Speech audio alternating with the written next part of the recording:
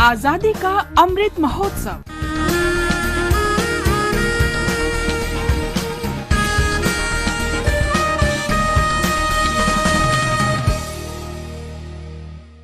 आजादी का सफर आकाशवाणी के साथ। भारत का गौरवशाली स्वतंत्रता संग्राम आधुनिक विश्व के अब तक के सबसे बड़े संघर्षों में से एक है। आकाशवाणी समाचार आपके लिए प्रतिदिन इस संग्राम की एक झलक लेकर आता है। आज के इस कड़ी में हम क्रांतिकारी स्वतंत्रता सेनानी मानवेंद्र नाथ रॉय को याद कर रहे हैं, जिनका निधन 25 जनवरी 1954 को हुआ था।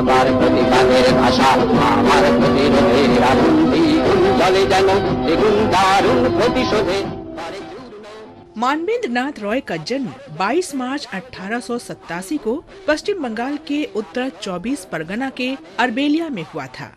19वीं शताब्दी के अंत में बंगाल में क्रांतिकारी राष्ट्रवाद का प्रसार शुरू हुआ। रॉय इस आंदोलन से जुड़े और बंकिम चंद्र चटर्जी तथा विवेकानंद के लेखन से प्रेरित हुए। बंगाल के विभाजन के बाद वो उग्रवादी राष्ट्रवादियों के संपर्क में आए और उन्हें अरबिंदो घोष की अनुशीलन समिति से परिचित कराया गया। उन्होंने बाघा जतिन के साथ काम किया। 1910 में हावड़ा सिपपुर षड्यंत्र मामले में मानवेंद्र नाथ रॉय को गिरफ्तार कर लिया गया। रिहा होने पर रॉय ने सन्यासी के भेष में 1914 तक यात्रा की। प्रथम विश्व युद्ध में बर्लिन से एक दूत कलकत्ता आया और उसने क्रांतिकारियों को जर्मनी की ओर से सैन्य तथा वित्तीय सहायता का आश्वासन दिया। इसके बाद रॉय को जर्मन महावाणिज्य दूत के साथ बातचीत के लिए बटाविया भेजा गया था। ये व्यवस्था की गई थी कि हथियारों और गोला बारूद की खेप सुंदरबन क्षेत्र में पहुंचाई जाएगी, लेकिन हथियार वहां नहीं पहुंचे। मानवेंद्र नाथ रॉय वापस बटाविया गए और पाया कि जर्मन राजनयिकों से सहयोग की कोई उम्मीद नहीं थी।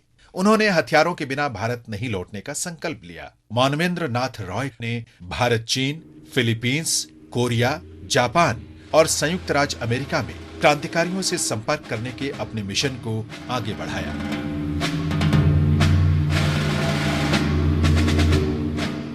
उन्नीस 1917 में जब अमेरिका में पुलिस ने भारतीय क्रांतिकारियों को जर्मन जासूसों के रूप में घेरना शुरू किया, रॉय मैक्सिको चले गए।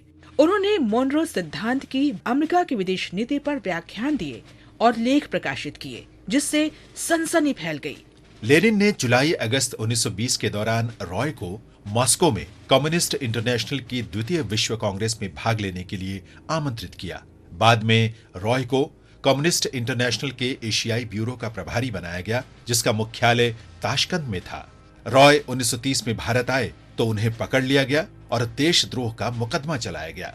नवंबर 1936 में रिहा होने के बाद रॉय भारतीय राष्ट्रीय कांग्रेस में शामिल हो गए। उन्होंने सहयोगी देशों की शक्तियों का समर्थन किया, क्योंकि उनका विचार था कि साम्राज्यवाद को अस्वीकार करना फासीवाद से कम बुरा है, जो उनकी नजर में मानव जाति के लिए एक बड़ा खतरा था।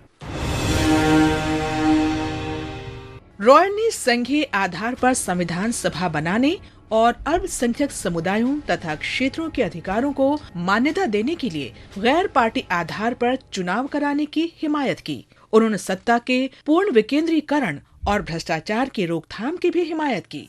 मैं आँच बन उड़ूं, लपट से मैं जुड़ूं।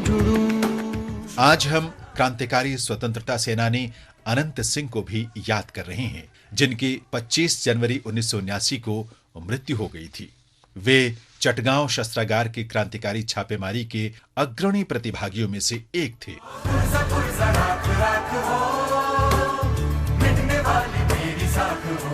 अनंत सिंह का जन्म 1 दिसंबर 1903 को चटगांव में हुआ था। वे स्कूल में ही थे जब उनका परिचय मास्टरदा सूर्यसेन से हुआ। अनंत सिंह ने पढ़ाई छोड़ दी और जल्द ही सूर्यसेन के सबसे करीबी सहयोगियों में से एक बन गए।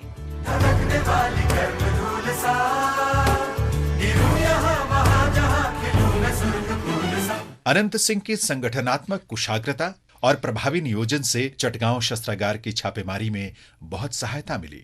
जब उन्होंने और उनके समूह ने इस घटना में चटगांव पर नियंत्रण खो दिया, तब उसके बाद उन्होंने चंदन नगर के फ्रांसीसी क्षेत्र में शरण ली लेकिन अपने साथियों पर मुकदमे और यातना की खबर सुनकर कोलकाता में पुलिस आयुक्त के सामने आत्मसमर्पण कर दिया। उन्होंने विस्फोट से जेल को उड़ाने की योजना बनाई, लेकिन जेल की दीवार पर बम लगाते हुए पकड़े गए। अनंत सिंह और 9 अन्य को अंडमान द्वीप भेज दिया गया। उन्होंने जेल के अंदर भूख हड़ताल शुरू की। रविंद्रनाथ के हस्तक्षेप पर उन्हें भारत के मुख्य भूमि की एक जेल में भेज दिया गया। आजादी से 1 साल पहले 1946 में उन्हें आजाद कर दिया गया।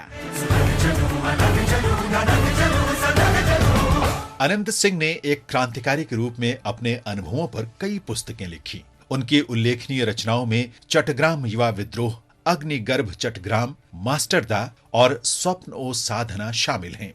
हमारा इस महान क्रांतिकारी को नमन है। इसके साथ ही आजादी का सफर आकाशवाणी समाचार के संग श्रृंखला का ये अंक अब समाप्त हुआ। मिलते हैं कल अगली कड़ी में।